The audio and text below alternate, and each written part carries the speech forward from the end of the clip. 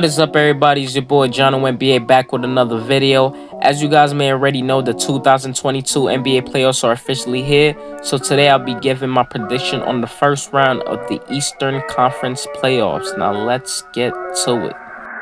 The Atlanta Hawks versus the Miami Heat. This series here I think will go to at least 5 to 6 games. Atlanta has been having a little bit of a slump due to injuries the team has had throughout the season. For those of you that may not know, John Collins has been out due to a finger injury and a foot injury for some time now. There have been some updates of him possibly coming back to suit up for Game 1, but I find that very unlikely. But sources say otherwise. He's most likely questionable. Clint Capella, another player who just got hurt due to an apparent knee injury due to a collision by Evan Mobley against Cleveland last Friday. He did not return in the following game. Sources say that he will be reevaluated in a week and will likely miss significant time, so he's most likely out for this series. But let me tell you something. Atlanta ain't scared.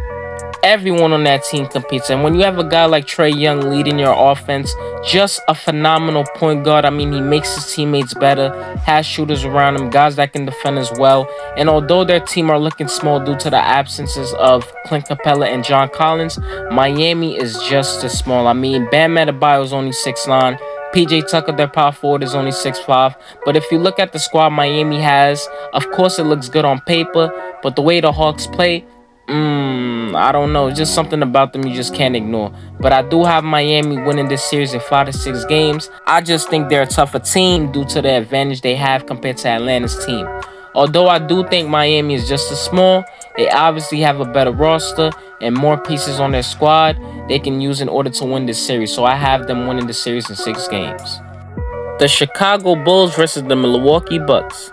Believe it or not, I honestly don't really have much to say about this series, but I do think this will be a phenomenal series. I mean, both teams are tough. You could say a little equally matched. For those of you that don't know, did you know the Chicago Bulls were only 2 for 20 against the top 8 teams in the NBA? Like, I couldn't believe that, honestly. Milwaukee has beaten this team 4-0 in their season series, so that pretty much tells you something. But hey, in the playoffs, every team starts at 0-0. It's a different ball game. Like I said, both teams are tough, equally matched. Although I do have Milwaukee winning this series in 6, but I think this series could possibly be a 7-game series as well, so we'll see. The Philadelphia 76ers versus the Toronto Raptors. I think the series would have been a good series, and it still could be. But the only reason I said would have been because just last night, Scotty Barnes had left the game due to an ankle sprain by Embiid stepping on his ankle so bad. Oh man, you could just see it on his face. He was in excruciating pain. So I think he's most likely done for this series. Matisse Thybulle, Philly's best defender, can't even play in Toronto due to him having 1 dose of vaccination. Like, come on, man. You already took the first dose. Your team needs you. Just take the second dose. I'm sure you'll be all right. I mean, it's like he's saying, oh, man, I forgot to take the second dose. Like, come on, man. Philly has already taken Game 1 due to Tyrese Maxey's marvelous 38-point performance. He was definitely the story of last night. Just amazing. Tobias Harris had a pretty good game as well, dropping 26. Embiid with 19 points and 15 boards. We know he can do better, and he will. James Harden with 22 and 14 assists. Can I be honest with y'all? I honestly think, and I know tons of others would agree with me, other than Chris Paul, James Harden is the player with the most pressure in the playoffs this year. And it's not like he never shows up in the playoffs, but in order for him to go series to series, next round to next round, he has to be exceptional. He has to. And especially with what Philly had endured with Ben Simmons from the last couple seasons, it's really on his shoulders, not Embiid, because Embiid is going to show up now, but it's really on James Harden to be the James Harden we're all accustomed to seeing back when he was in Houston. As for Toronto, throughout the season series, Pascal Siakam had put up some big numbers against Philly. And even though Philly has Matisse Thybulle, well, for only half of the series because he clearly ain't playing in Toronto, Philly has nobody to guard Siakam. Fred VanVleet is going to get his, of course. Toronto are a very well-coached team. They can score, defend. They're a really good team. Although I already had Philly winning this series, but due to the loss of Scotty Barnes, who I personally think was supposed to be the X factor for Toronto in this series, I honestly don't think Toronto doesn't even have an edge anymore on winning this series, but it can still be very much interesting. So I do have this series going to as much as 6 games.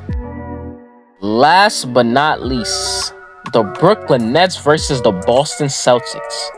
This series right here, whoo, I cannot wait. Boston's hot. Hopefully they picked up from where they left off. KD and Kyrie are fully playing together again. Jaylen Brown is healthy. Jason Tatum is healthy. Marcus Smart is healthy. The addition of Derek White, Al Horford is back. Although Boston Celtics big man Robert Williams is gone and he's most likely out for the start of the series, but this could still go to 6 or 7 games, so hopefully he can come back. And to be honest with you guys, I have no idea who's going to win this series. One, because of the lack of Brooklyn's defense, but their scoring is top notch. And two,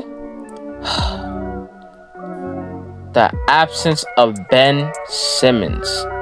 I swear, I cannot stand this man. I mean, I just don't get it. I mean, you're hurt, but it's just like what my man Stephen A. Smith had stated last week on First Take. What the hell were you doing that you hurt your back? You haven't played since last June. 10 months, for crying out loud. I mean, come on, dog. Now, Steve Nash has stated out that Ben Simmons could possibly return for as early as Game 4. But, man, it's kind of hard to tell because we the fans want to know, can he play or not?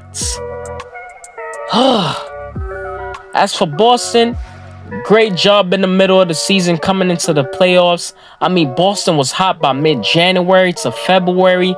Then after the All-Star break, winning 17 of their last 24 games. I'm honestly scared for Brooklyn, and I want to say Brooklyn, but Boston, oh my goodness, I just don't know what to say. I know I may get some flag off of this from my fellow Brooklyn natives, but I'm sorry, I gotta go with Boston in 7. I got Boston in 7. You heard it from me, and I'm gonna say it again. I got Boston in 7. Hope you enjoyed this video, guys. Don't forget to like, share, and subscribe. Make sure to follow all my social media pages down in the description below. Stay tuned for my next video on my Western Conference prediction. Till next time, Jono out.